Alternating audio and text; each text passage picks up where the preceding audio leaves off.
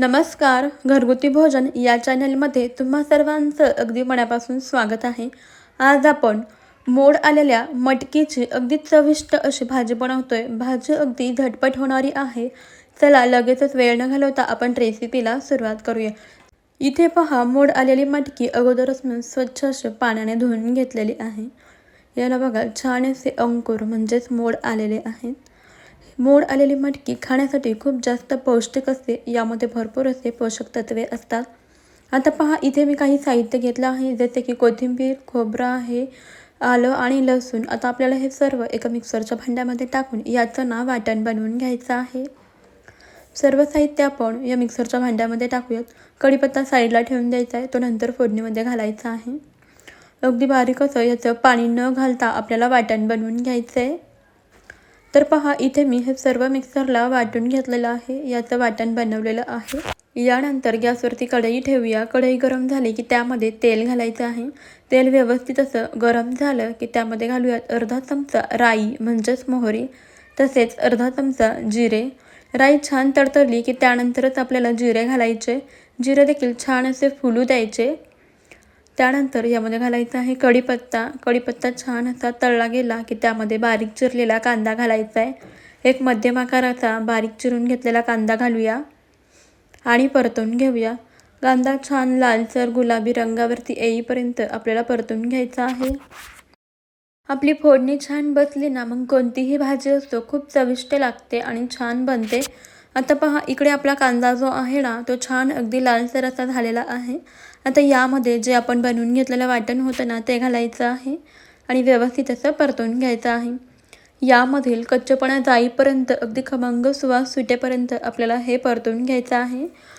गॅसची फ्लेम मध्यम ठेवायची, जेणेकरून हे मसाले किंवा हे वाटण करपणार नाही.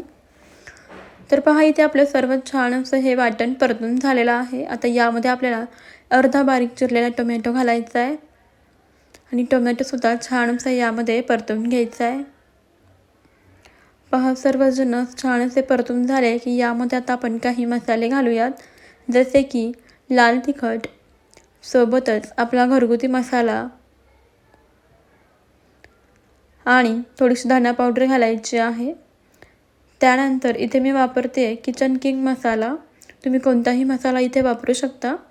आता सर्व मसाले यामध्ये अगदी व्यवस्थित असे मिक्स करून घ्यायचे आहेत. 1-2 मिनिटभर परतून घ्यायचे. आता आपण यामध्ये घालूयात मोड आलेली मटकी. सर्व मटकी घालायची आणि व्यवस्थित अशी मिक्स करून घ्यायची आहे, एकजीव करून घ्यायची आहे. अतिशय झटपट अशी होणारी भाजी आहे. तुम्ही टिफिनसाठी बनवू शकता. अगदी झटपट तयार होते. पहा, मटकी यामध्ये आपण अगदी व्यवस्थित अशी मिक्स करून घेतलेली आहे. आता आपल्याला यामध्ये घालायचं आहे चवीनुसार मीठ. मीठ घालूयात आणि पुन्हा एकदा मिक्स करून घ्यायचं आहे, एकजीव करून घ्यायचा आहे. पहा, इथे सर्व आपण छान एकजीव असं मिक्स करून घेतलेलं आहे. आता आपल्याला यामध्ये घालायचं आहे शेंगदाण्याचा कूट.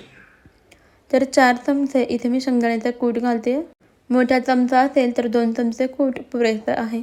आता कूट घातल्यानंतर सर्व व्यवस्थित असं आपण मिक्स करून घेऊया. पहा, तुम्ही याची सुकी भाजीसुद्धा बनवू शकता किंवा याच पद्धतीने रसरशीत अशी रस्सा भाजीसुद्धा बनवू शकता. आता यामध्ये आपल्याला मटकी शिजण्याकरता पाणी घालायचं आहे. तर मी जास्त पातळ नाही किंवा सुकी पण नाही, जराशी मीडियम कन्सिस्टन्सीची म्हणजे लपलपीत अशी भाजी बनवून घेते, त्यामुळे यामध्ये इतकं पाणी घातलेलं आहे. पाणी घालून व्यवस्थित असं मिक्स करून घ्यायचं आहे आणि आता आपल्याला ही भाजी मध्यम गॅसच्या आचेवरती शिजवून घ्यायची आहे. गॅस मध्यम ठेवूयात आणि इथे पहा, आपल्या भाजीला छान अशी उकळी यायला लागलेली आहे. भाजीला उकळी आली की गॅस कमी ठेवायचा. आता आपण ही मटकी छान अशी शिजवून घेऊया. पाहू शकता, मटकी अगदी बारीक गॅसवरती मस्त अशी शिजते. बारीक गॅसवरती शिजवल्यामुळे आपल्या भाजीला खूप छान अशी चव येते. तर पहा, 10 मिनिटे अगदी बारीक गॅसवरती आपण ही भाजी शिजवून घेतलेली आहे. वरती पहा, तरीसुद्धा अगदी मस्त आलेली आहे. मला ही भाजी जराशी लपलपीत अशी ठेवायची आहे, त्यामुळे भाजी पहा मी या पद्धतीने म्हणजे यामध्ये थोडासा रस्सा ठेवलेला आहे.